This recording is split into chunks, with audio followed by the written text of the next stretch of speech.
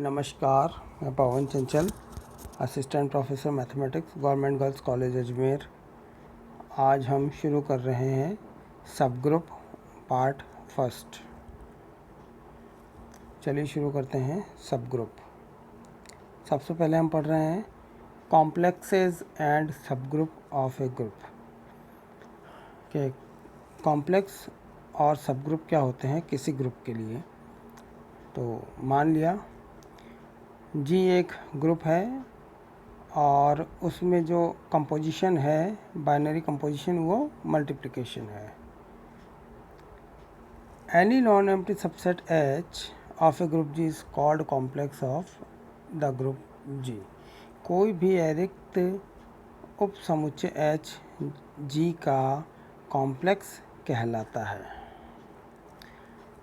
मान लिया एच कोई अरिक्त उप समुच्चय है जी का, तब एच के किन्हीं भी दो अवयव ए तथा बी के लिए ए और बी दोनों जी के अवयव भी होंगे, क्योंकि H is a subset of G.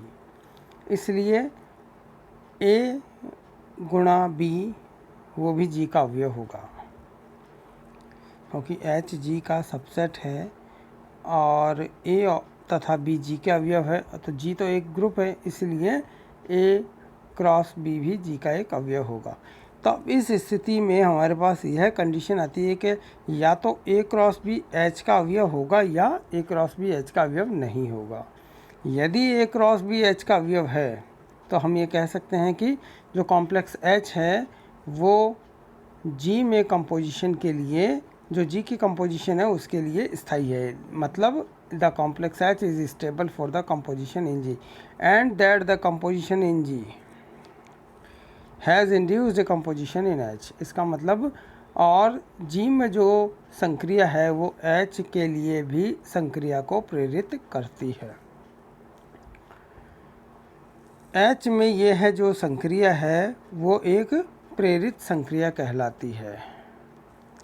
If for this induced composition H itself is a group, यानी कि इस संक्रिया के लिए एच स्वयं भी एक ग्रुप कहलाता है। मतलब H is called a subgroup of जी। इसका मतलब एच क्या है, जी का एक सब ग्रुप कहलाता है। सब ग्रुप की डेफिनेशन जो है वो हम देखते हैं।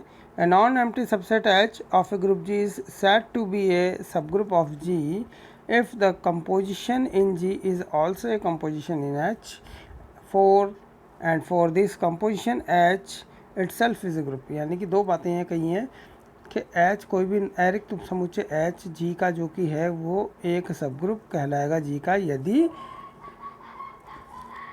H G में जो कंपोजिशन है वो H की भी कंपोजिशन हो, और दूसरा इस कंपोजिशन के लिए H स्वयं भी एक ग्रुप हो। आगे देखते हैं। एवरी सब group of G is a group of G, complex of G,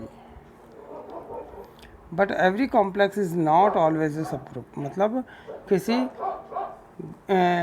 जो प्रत्येक जो सब ग्रुप है G का वो एक कॉम्प्लेक्स होता है, लेकिन प्रत्येक कॉम्प्लेक्स जो है G का वो एक सब ग्रुप होना आवश्यक नहीं है।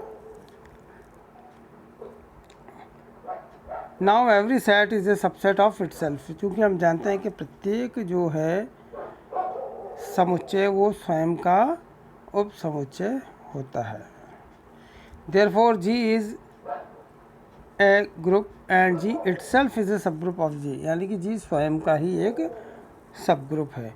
Also E is the identity element of G, क्योंकि ई जो है वो जी का आइडेंटिटी एलिमेंट है। Then the subset of G containing only the one element that is, यानी कि जी में जो केवल एक आइडेंटिटी एलिमेंट ही उससे मिलने वाले, यानी कि सिंगलटन ई जो है वो भी क्या है, जी का एक सब ग्रुप है।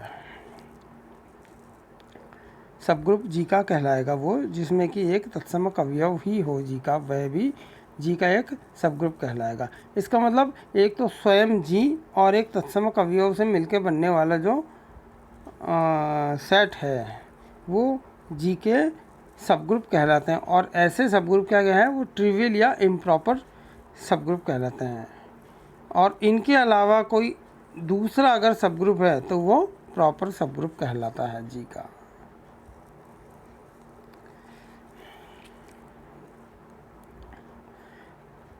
अ non empty subset H of a group G, जो डेफिनेशन आगे इससे हम कंक्लूड करते हैं, जो निकाल कर हमारे पास जो इसकी डेफिनेशन निकल कर के आती है वो ये है कि a non empty subset H of a group G is called subgroup of G if first condition is closed for the operation of G, that is A belongs to H, B belongs to H, which implies A cross B belongs to H, यानी कि जी की संक्रिया के लिए वो closed है H भी। दूसरा है H is a group for the induced composition of G, यानी कि जी की जो संक्रिया है उसके लिए एच भी क्या है, एक ग्रुप है। इसके कुछ उदाहरण दिए हैं, जैसा कि मल्टीप्लिकेटिव ग्रुप है 1, -1, ये क्या है, जी का एक सब ग्रुप है, जहाँ कभी जी क्या है 1, -1 आयटा माइनस आयटा मल्टीप्लिकेशन के, इसका एक सब ग्रुप ये है। इसी प्रकार अन्य उदाहरण भी यहाँ दिए गए हैं, जैसा कि Z plus is a subgroup of Q plus and Q plus is a subgroup of R plus, and non positive rational number for multiplication is a subgroup of positive real number for the composition multiplication, यानी कि Q plus multiplication के लिए R plus का एक subgroup है। इसी प्रकार अन्य उदाहरण भी दिए गए हैं। अगला देखते हैं हम प्रमेय। If H is a subgroup of a group G, then A part है the identity of H is the same as that of G। B part है the inverse of any element A of H is the same as the inverse of the same regarded as an element of G। तीसरा part C part है the order of any element A of H is the same as the order of ए इन जी। इसका ए part हम prove करते हैं। पहला ए part जो है वो क्या कहता है कि the identity of H is the same as that of G, यानी कि जो जी का आइडेंटिटी एलिमेंट है वही एच का भी आइडेंटिटी एलिमेंट है, ये हमें प्रूव करना है। तो मान लिया ई और ई डैश जो है क्रमशः है जी और एच के तत्समक अवयव है, तथा हमने मान लिया ए जो है वो एच का अवयव है। ए एच का अवयव है, इसका मतलब उसका हमने यहाँ माना है ई डैश एच का तत्समक अवयव है, इसका मतलब E A E dash is equal to A E dash is equal to E dash A, वो किसके बराबर होगा, ए के बराबर होगा। समीकरण नंबर 1 से हमने इसे रिप्रेजेंट कर दिया। अगर हम देखें ए एच का अवयव है तो ए जी का भी अवयव होगा, और ए गुणा ई बराबर ई गुणा ए बराबर ए होगा, क्योंकि ए जी का अवयव है और ई जी का तत्समक अवयव है, तो ए गुणा ई बराबर ई गुणा ए बराबर ए होगा। इसे समीकरण नंबर 2 से रिप्रेजेंट कर दिया। तो समीकरण नंबर 1 तथा 2 से A E dash is equal to A E which implies E dash is equal to E, यानी कि ई और ई डैश दोनों आपस में बराबर है, यानी कि अगर ई जी का तत्समक अवयव है तो वो एच का भी तत्समक अवयव होगा। पहली जो कंडीशन थी, पहला पार्ट जो था ए, वो यही था जो कि हमने प्रूव कर दिया।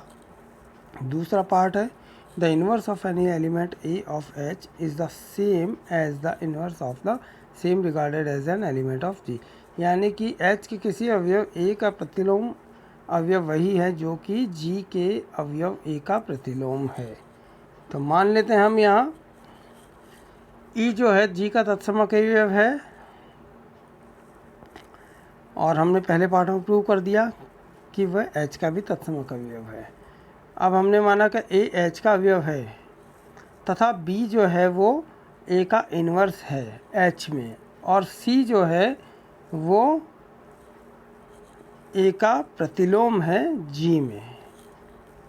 मतलब एच के अवयव ए के लिए तो जो है प्रतिलोम वो बी है, और जी के अवयव ए के लिए प्रतिलोम जो है वो सी है। इसका मतलब ए गुणा b is equal to b गुणा a is equal to e, क्योंकि तत्समक अवयव दोनों का सेम है। इसी प्रकार ए गुणा सी बराबर सी गुणा ए बराबर ई, तो इन दोनों से हम कह सकते हैं कि ए बी बराबर ए सी। तो लेफ्ट कैंसिलेशन लॉ से हम कह सकते हैं कि बी बराबर सी। दूसरा पार्ट हमारे पास प्रूव हो गया। तीसरा हम देखते हैं सी पार्ट कि ए जो है एच का अवयव है हमने मान लिया, और ए की कोटि जो है वो एम है, मतलब order of A is equal to M in H and order of A is equal to N in G. यानी कि एच में तो ए की कोटि एम है और जी में ए की कोटि एन है। अब ई जो है वो तत्समक अवयव है, तो हम कह सकते हैं कि A raise to power M is equal to E and A raise to power N is equal to E. तो इन दोनों से हम कह सकते हैं A raise to power M is equal to A raise to power N. दोनों तरफ हमने A raise to power minus N से एसोसिएट किया राइट साइड में, तो हमारे पास आ गया A raise to power M minus N is equal to E. अब चूँकि A raise to power M is equal to भी ई है और A raise to power N is equal to भी ई है, तथा अभी हमारे पास आ गया A raise to power M minus N बराबर भी ई के बराबर आ गया। तो ऑर्डर यानी कि कोटि की परिभाषा जब हमने देखी थी वो ये थी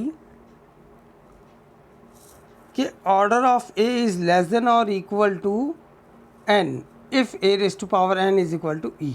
यानी कि ए की कोटि या तो एन होगी या एन से कम होगी अगर A raise to power N is equal to E है। तो यहाँ पर ए की घात एम बराबर भी ई है और ए की घात एन बराबर भी ई है, तथा साथ ही हमारे पास आ गया ए की घात एम माइनस एन बराबर भी ई है। तो एम माइनस एन जो है वो एम से कम है जो कि ए की कोटि है एच में, और एम माइनस एन वो एन से भी कम है। साइड में हमने एक्सप्लेन किया है एम माइनस एन एन से भी कम है जो कि जी में ए की कोटि है। इसका मतलब एम माइनस एन की वैल्यू 0 होनी चाहिए, तभी ए की घात एम माइनस एन बराबर आइडेंटिटी के बराबर होगा। इसलिए यहाँ एम माइनस एन बराबर 0 होगा ताकि एम बराबर एन होगा। यानी कि जो एच में ए की कोटि है और जो जी में ए की कोटि है वो दोनों आपस में बराबर होगी। अगला हम देखते हैं algebra of complexes of a group, multiplication of complexes. यदि एच और के दो कॉम्प्लेक्स है जी के, तो इनका जो प्रोडक्ट है एच के वो हमने यहाँ इस प्रकार परिभाषित किया है, which is equal to x belongs to G where x is equal to h k, जहाँ पर स्मॉल एच जो है कैपिटल एच का अवयव है और स्मॉल के कैपिटल के का अवयव है।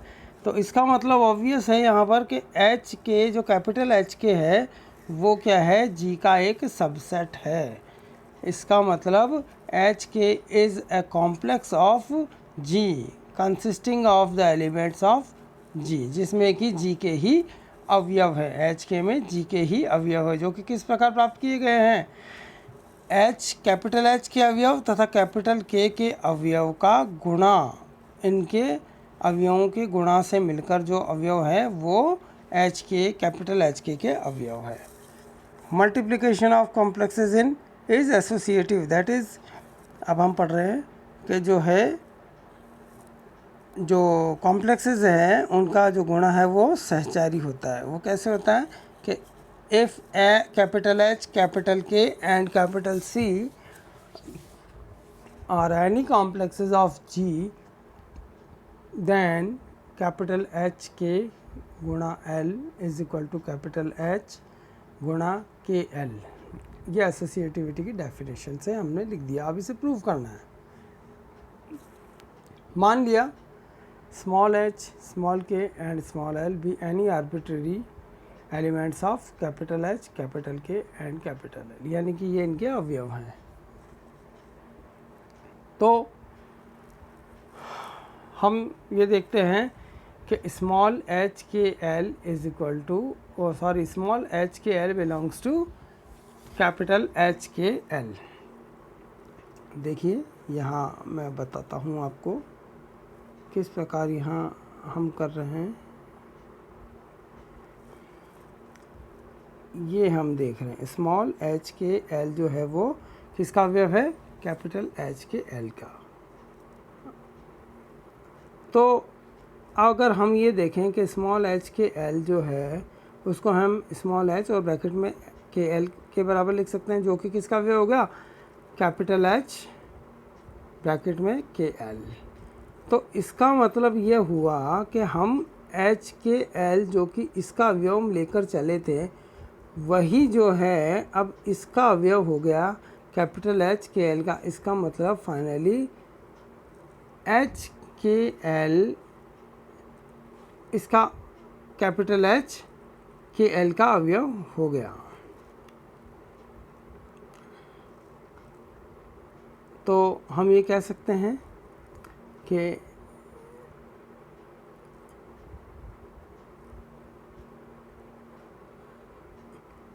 H K L is the subset of H K L. चलिए आगे देखते हैं। ये हमारे पास प्रूव हो गया। आगे एक इम्पॉर्टेंट जो है बात कही गई है वो ये है कि यदि H K is equal to के एच है, मतलब if H K is equal to के एच, तो इसका क्या मतलब होता है? इसका मतलब ये नहीं है कि H K small H K is equal to capital H K H for all H belongs to H and for all K belongs to K. इसका मतलब ये है कि कैपिटल एच के का प्रत्येक अवयव जो है वो कैपिटल के एच का भी अवयव होगा और कैपिटल के एच का जो प्रत्येक अवयव है वो कैपिटल एच गुणा के का भी अवयव होगा। ये इसका मतलब है। तो ये मैं समझता हूँ क्लियर हो गया। आगे हम देखते हैं इन्वर्स ऑफ ए कॉम्प्लेक्स, यानी कि किसी भी कॉम्प्लेक्स का इन्वर्स किस तरह से डिफाइन किया जाता है।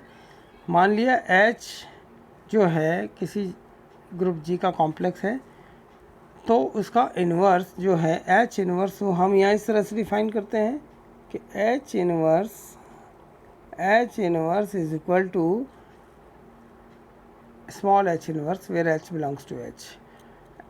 यहाँ पर क्या है? H inverse is the complex of G consisting of the inverse of elements of H, यानी कि H इन्वर्स क्या है? H के अवयवों का प्रतिलोम है। तो एक उदाहरण से यहाँ स्पष्ट किया गया है। जैसा कि आप देखें कि H का मान ये है और K का मान 1 3 है। दो कॉम्प्लेक्स है ये किसके? Z प्लस के। तो कैपिटल H के क्या होगा? यहाँ हम देख सकते हैं प्लस कंपोजिशन है चूँकि यहाँ Z के लिए, इसलिए कैपिटल H के क्या होगा? -2 + 1 -2 + 3 +4 + 1 एंड 4 + 3, इसका मतलब -1 1 5 और 7, ये इसके एच के एलिमेंट्स होंगे। इसी प्रकार H इनवर्स जो है वो क्या होगा?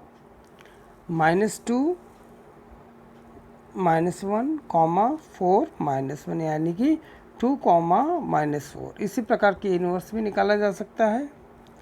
तो यहाँ हमने इसके कॉम्प्लेक्स का इन्वर्स जो है वो बताया कि वो किस प्रकार निकालते हैं। तो आज के लिए इतना ही, धन्यवाद।